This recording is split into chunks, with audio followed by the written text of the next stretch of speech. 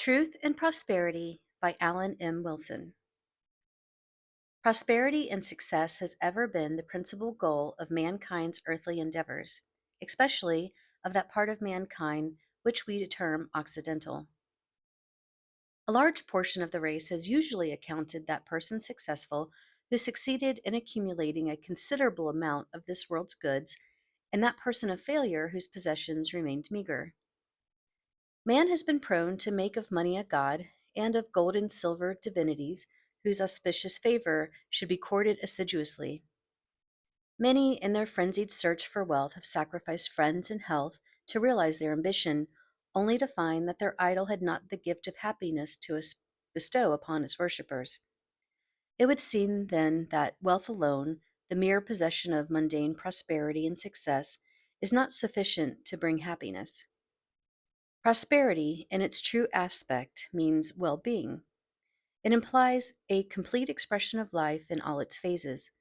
Therefore, the accumulation of wealth is not in itself a demonstration of real prosperity. There are well meaning but misguided individuals who regard all forms of wealth as the cunning and subtle devices of Satan to ensnare the soul. These persons of limited thought and vision feel that enjoyment of earthly pleasures and physical prosperity is not godlike, but it is a hampering influence in the growth of the individual's spiritual understanding and experience.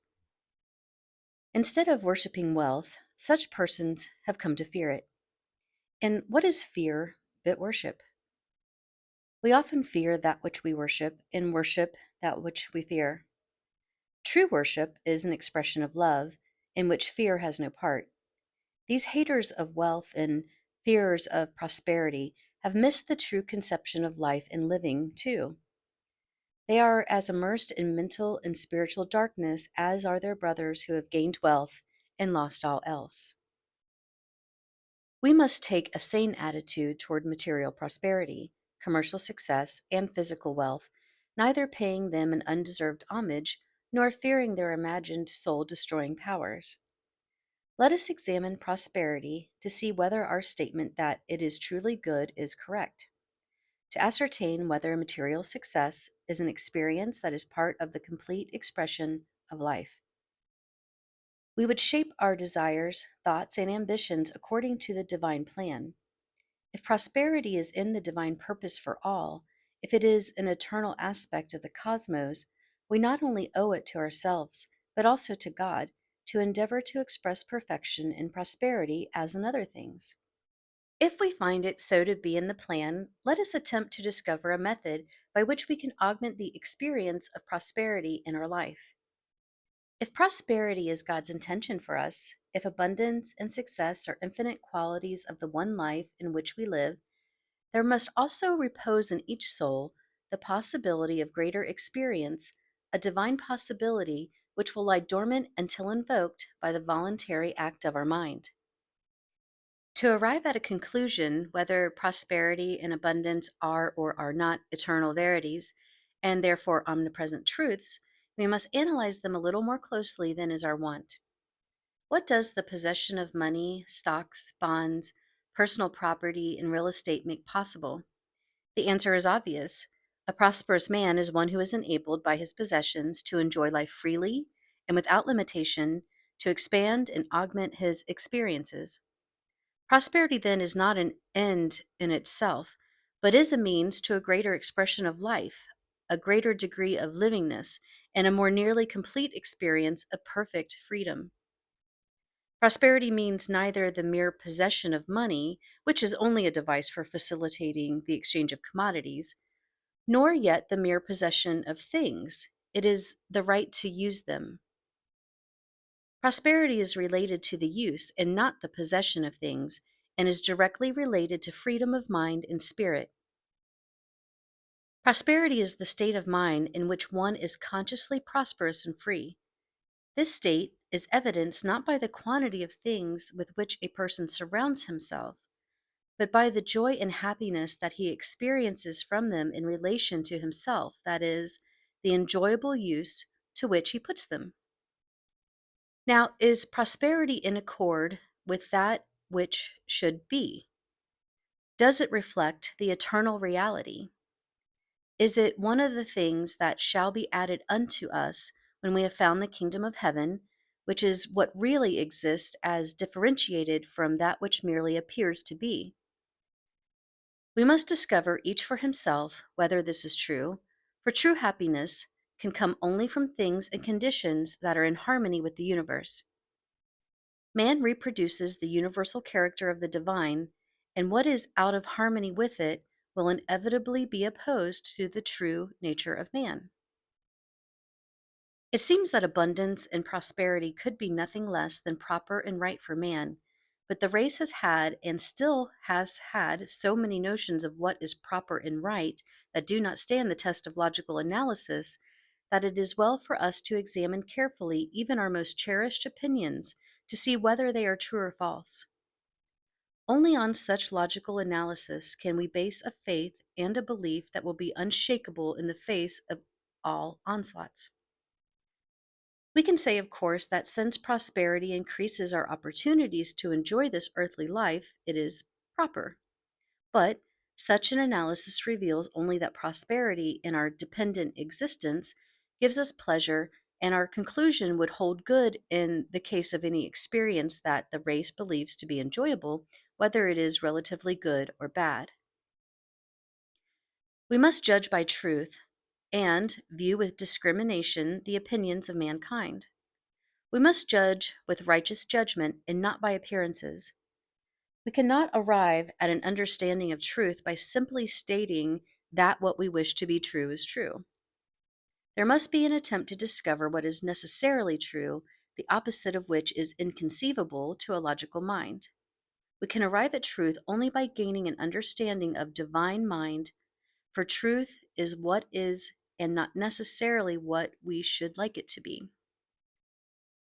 Let us analyze the character of this infinite life in which we live to discover the real nature of abundance and prosperity and their true relation to ourself.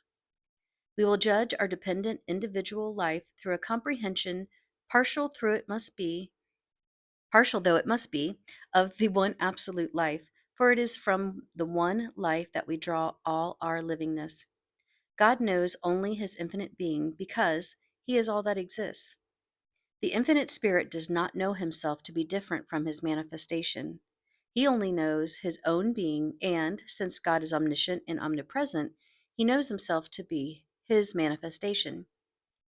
This is axiomatic, for the divine intelligence is a unit and includes and comprehends the totality of all things.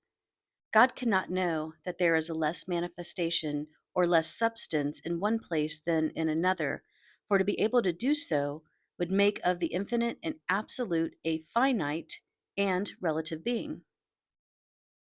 To believe that God could know that there could be less of himself in one place than in another is indeed limiting the Holy One. Since God's knowing is the cause of all substance and all manifestation of substance in form, since the universe is the objectification of the ideas of God, and his ideas are everywhere present, then his manifestations exist in an infinite number of forms wherever we may be. It is also self evident that the infinite life, being positive being, cannot possess a negative conception. A positive conception is an idea of the existence of something. A negative conception is merely a belief in the absence of something. God cannot have an idea of the absence of anything or quality because his very knowingness is his manifestation. He is his manifestation, and he could not conceive of his not being. So, even though we know little of the divine, from what we do know, we can be sure that God, the infinite being in which we have our individual life, knows nothing of lack or any kind of degree, and therefore there is in reality no lack and no poverty, but only an omnipresent and actual supply for every person, no matter where in this vast universe of the Almighty he may find himself. Prosperity and abundance of all good, therefore, are positive conceptions of reality and possess actual omnipresent existence. This, in spite of mankind's apparent experience of lack, must be true. To believe otherwise would be to undermine even our conception of the existence of God. Substance is omnipresent, for substance is God, and God is all there is. Manifest abundance is substance, and prosperity is the conscious enjoyment of abundance. Abundance, the forms of substance shaped by the thought of spirit, must also exist everywhere. God cannot but know that his manifestations are existing at all points and in all places. We cannot escape the conclusion that God's abundance, God's supply, God's prosperity all exist, and that abundance and prosperity are within us and about us, whatever the seeming condition may appear to be. What does that mean to us? It means everything. It means that no one need lack anything that will aid him in expressing his divine nature. It means that everything we desire for ourselves and others with which to experience greater happiness, greater freedom, and greater usefulness to God and man exists right now and right where we are.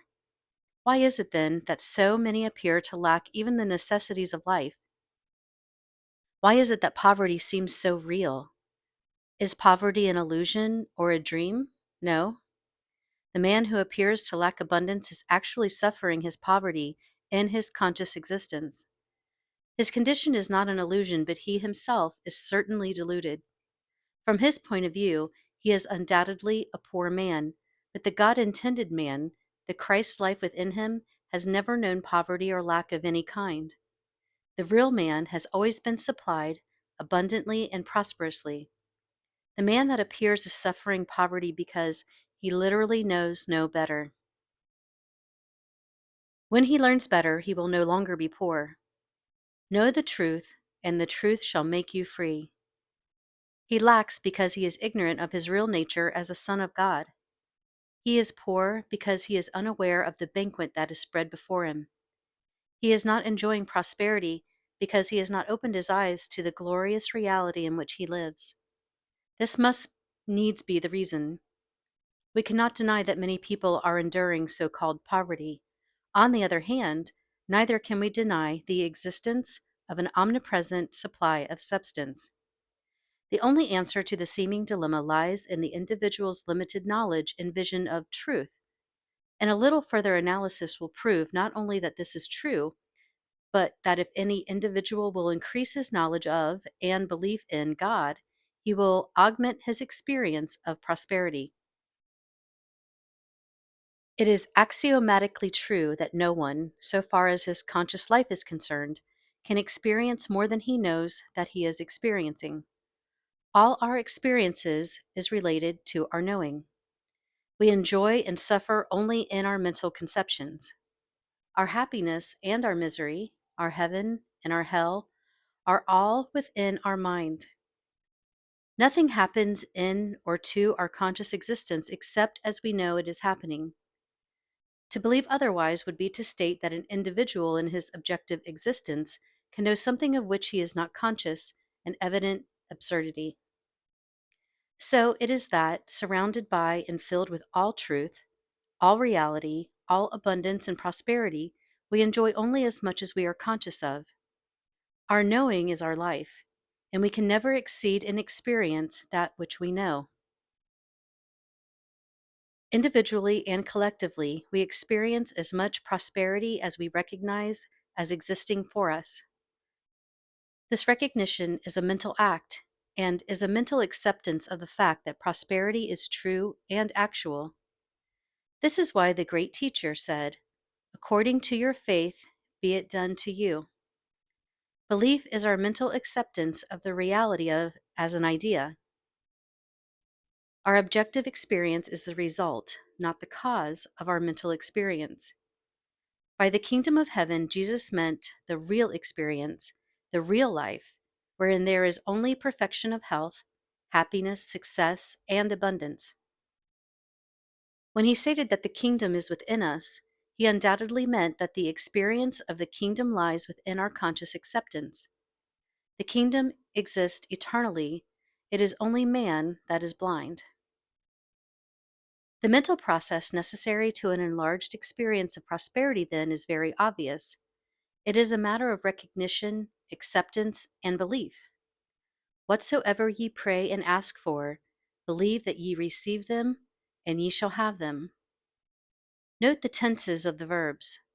Jesus clearly indicated that the inner acceptance must precede the objective experience. If we are to experience greater things, we must believe that we are doing so. We must have a greater faith in things not yet seen.